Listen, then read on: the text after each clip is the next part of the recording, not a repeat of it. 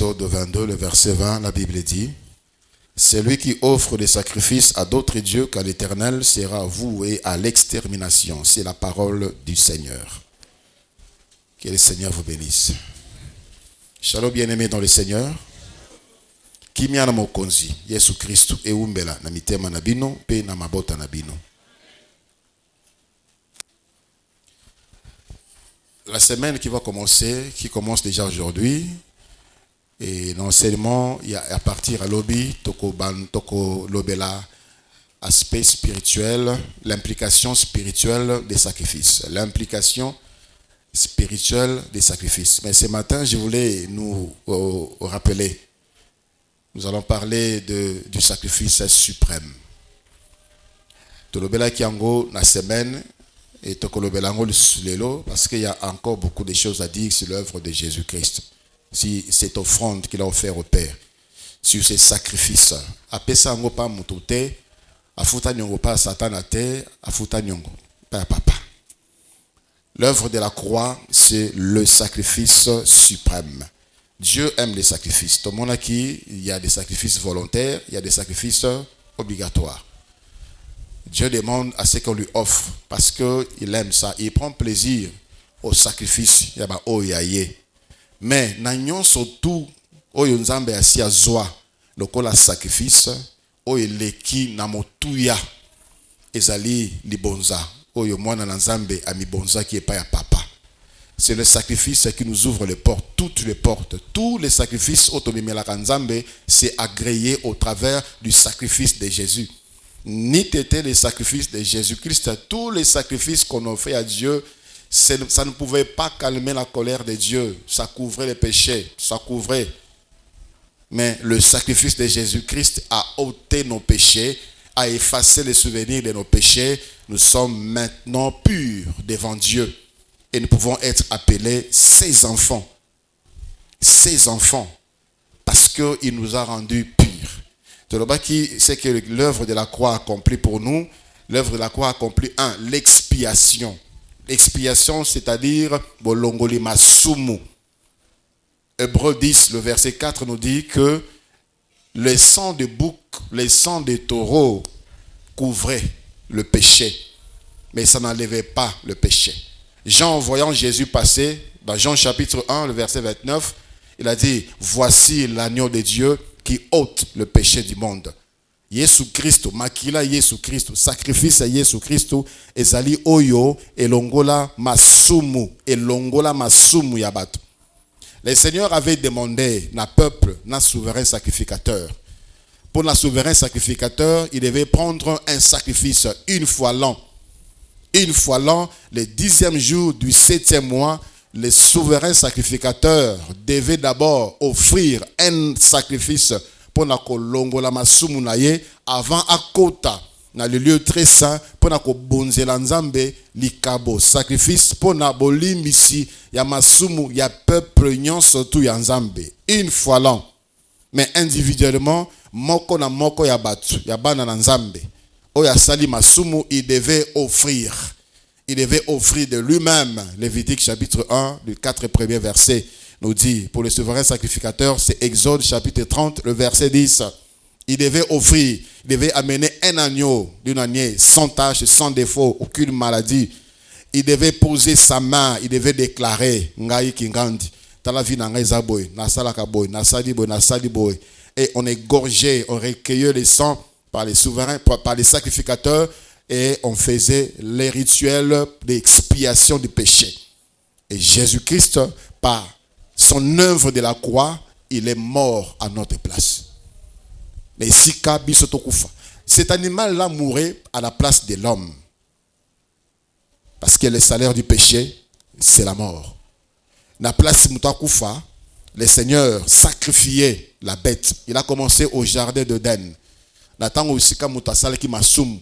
Le Seigneur a sacrifié une bête et na posowana alatisaki moto elamba pour couvrir nullité, la honte.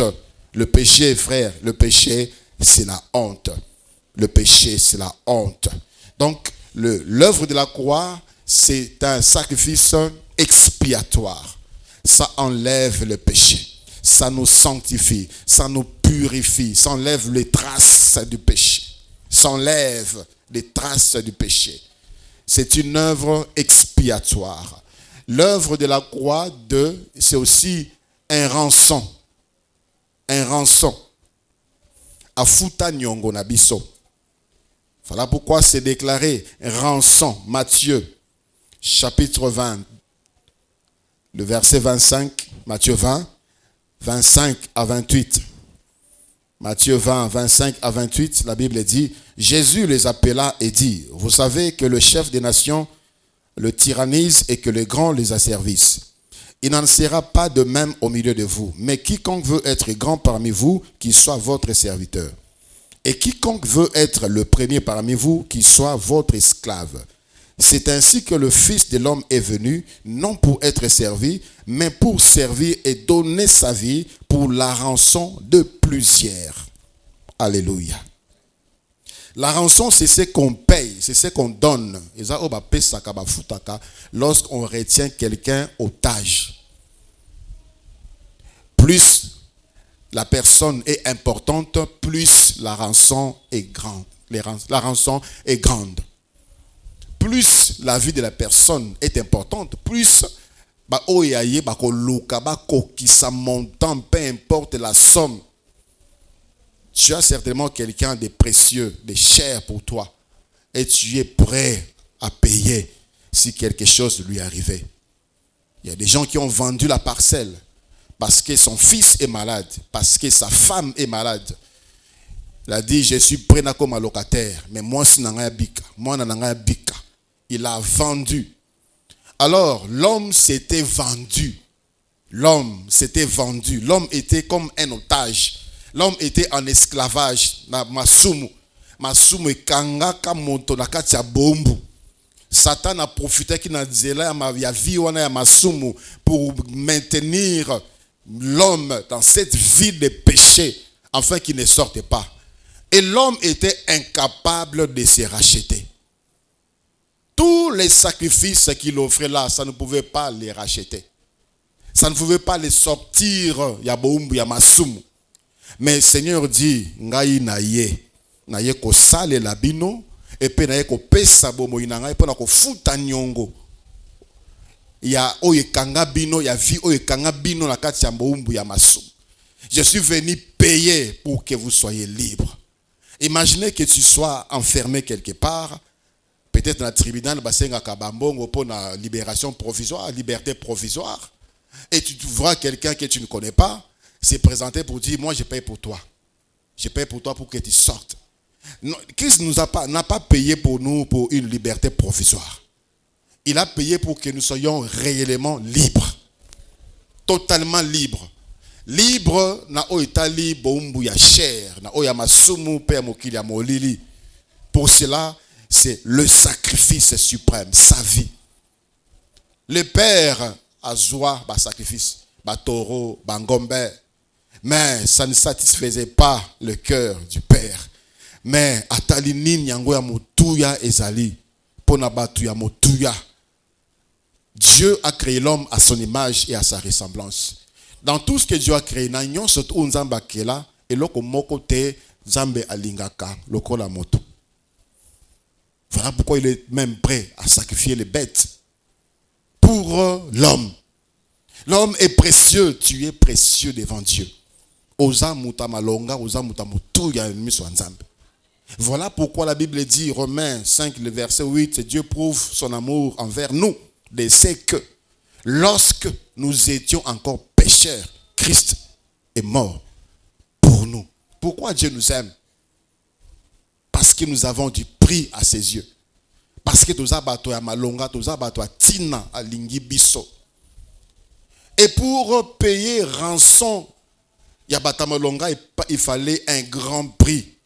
Et les prix, on ne pouvait pas les trouver auprès d'un ange.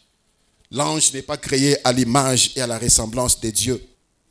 Non, les anges ne sont pas créés à l'image et à la ressemblance de Dieu. C'est l'homme qui est créé à l'image et à la ressemblance de Dieu. Il fallait un homme de valeur.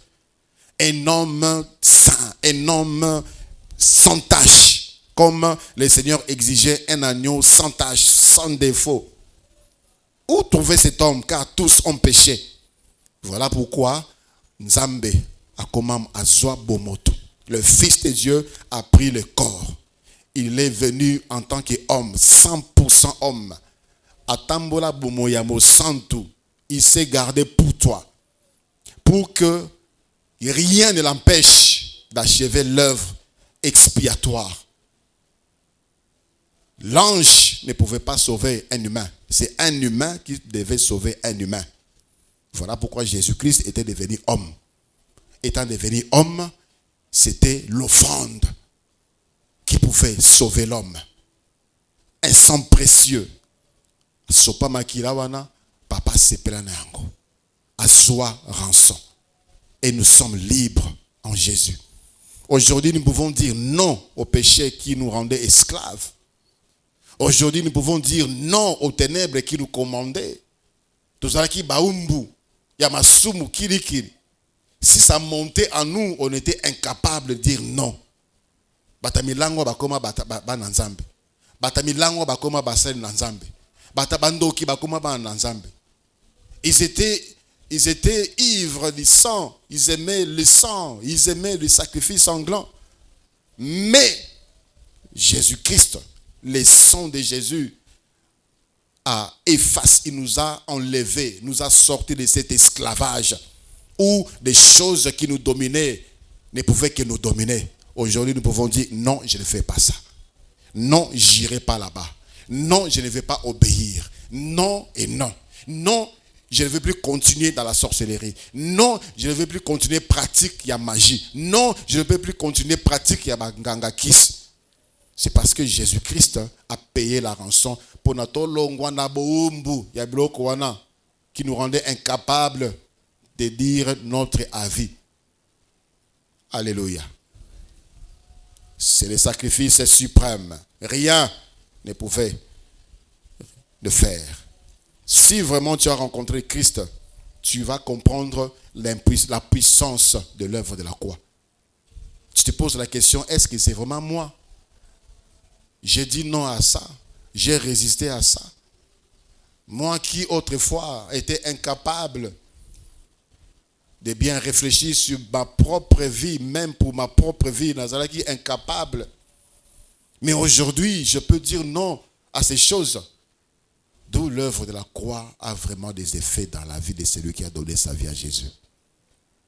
Si tu as donné ta vie à Jésus, tu comprends ce que je dis. Ta vie a changé. Même autour de toi, on témoigne, on changé. On changé.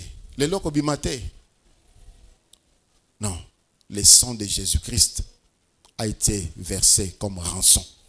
Rançon pour na kolongolayo, na bombe, na esclavage. En araméen, péché égale esclavage. Péché égale esclavage. Jésus-Christ a payé le prix pour na yolongwa, na bombe. Voilà pourquoi tu dois tenir ferme dans sa présence. Alléluia. L'œuvre de Jésus-Christ, ils allaient expiation, ils allaient rançon, ils allaient aussi substitution. Ésaïe chapitre 53. Ésaïe chapitre 53, à partir du premier verset. La Bible dit, Ésaïe 53, à partir du verset 1, qui a cru à ce qui nous a été annoncé, qui a reconnu le bras de l'Éternel. Il s'est élevé devant lui comme une faible plante, comme un rejeton qui sort d'une terre desséchée. Il n'avait ni beauté ni éclat pour attirer nos regards. Et son aspect n'avait rien pour nous plaire, méprisé et abandonné des hommes. Homme de douleur et habitué à la souffrance, semblable à celui dont on détourne le visage. Nous l'avons dédaigné, nous n'avons fait de lui aucun cas. Cependant, ce sont nos souffrances qu'il a portées. C'est de nos douleurs qu'il s'est chargé. Et nous l'avons considéré comme puni, frappé de Dieu et humilié. Il était blessé pour nos péchés. Il était brisé pour nos iniquités. Le châtiment qui nous donne la paix est tombé sur lui. Et c'est par ses maîtrissures que nous sommes guéris. Alléluia. L'œuvre de la croix, c'est la substitution. Substitution, c'est-à-dire remplacer une personne ou une chose par une autre personne ou par une autre chose. C'est remplacer une personne par une personne qui pourront faire la même chose, qui ont la même fonction. Une chose qui peut apporter la même chose, la même fonction. C'est-à-dire, na place bisoto subir et tumbu, istengela ki na bisoto subir, Jésus-Christ a pris notre place. Il a dit, Makambuana ekoya sur moi. Lorsque le Seigneur devait être arrêté pour que la parole soit accomplie, Pilate alobi na moni eloko moko te pour la muto. Na boyi na makila na ye ekoya na muto na biso. Les Juifs ont crié que son sang tombe sur nous et sur nos enfants. Ils ne mesuraient pas l'implication ou les dégâts que cela pouvait causer à leur vie. Que cela tombe sur nous et sur nos enfants. La seule personne capable de supporter cela, c'était Jésus. Obi masumu ya batunyos, ba pasi ya batunyos, et tumbu ya batunyos, na ndimi et koya likolo nanga. Voilà pourquoi à la croix, il a souffert. À la croix, Jésus était devenu péché. Il était devenu péché. Romains, plutôt 2 Corinthiens, chapitre 5, le verset 21. Il était devenu péché. Il avait porté tous les péchés de l'humanité. Azui et si kayabatu. Châtiment yon soto et sengela ki ekoe la batu. Ekoe le lié. Il a souffert à la croix comme jamais personne n'a souffert. Il s'est substitué à nous. À la croix, c'était toi, tes péchés à toi qui étaient là, condamnés. C'était tes condamnations là, liées au péché qui étaient à la croix, condamnées dans le corps et dans la vie de Jésus-Christ, comme notre substitut. Il est mort à la place des pécheurs, endossant ainsi pour eux la peine. Voilà pourquoi la Bible dit dans Jean chapitre 5, versets 24 à 26, que celui qui a le Fils passe de la mort à la vie et ne vient point en jugement. Parce que Christ a été jugé à ta place à la croix. Et tout mbou, oyo Seigneur qui est la yo et la ye à la croix. C'est le sacrifice suprême. L'œuvre de la croix, c'est également la justification des hommes, de l'humanité, la justification des pécheurs, la justification de nous qui sommes coupables. La justification. Y a-t-il quelqu'un qui peut dire que si Dieu regarde sa vie et qu'il a les moyens de défense pour dire Dieu, ce que tu dis là, je ne l'ai pas fait. La loi de Dieu condamnait l'homme. La conscience de Dieu, la conscience de l'homme condamnait l'homme. Même l'accusateur, il dit,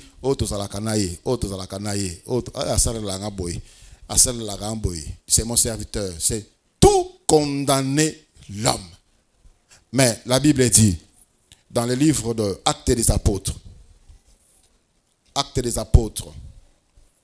le chapitre 13, à partir du verset 38, Actes des Apôtres 13, à partir du verset 38, sachez donc, hommes frères, que c'est par lui que le pardon des péchés vous est annoncé, et que quiconque croit est justifié par lui de toutes les choses dont vous ne pouviez être justifiés par la loi de Moïse.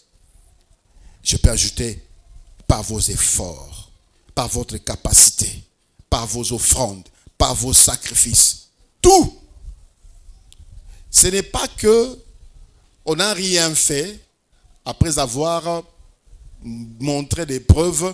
Dieu dit non, vous êtes justifiés parce que vous n'avez rien fait, on ne trouve rien contre vous. Votre dossier est vide, vous êtes justifiés. Notre dossier est rempli. Namasum, Nabakrim. Tout est là. Mais nous sommes justifiés. Pourquoi? Parce que lui, il a payé. la rançon, lui, il s'est justifié. Il s'est substitué à nous. Il a pris notre place, donc nous ne pouvons plus être condamnés. Dieu nous voit justes. Nous sommes rendus justes à cause de l'œuvre de la croix de Jésus-Christ.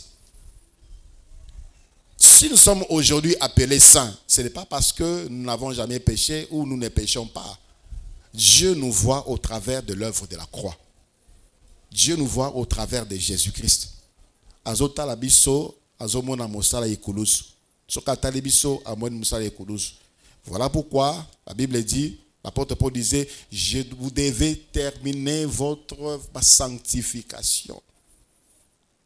Ne demeure pas dans la boue. Quand tu glisses, relève-toi.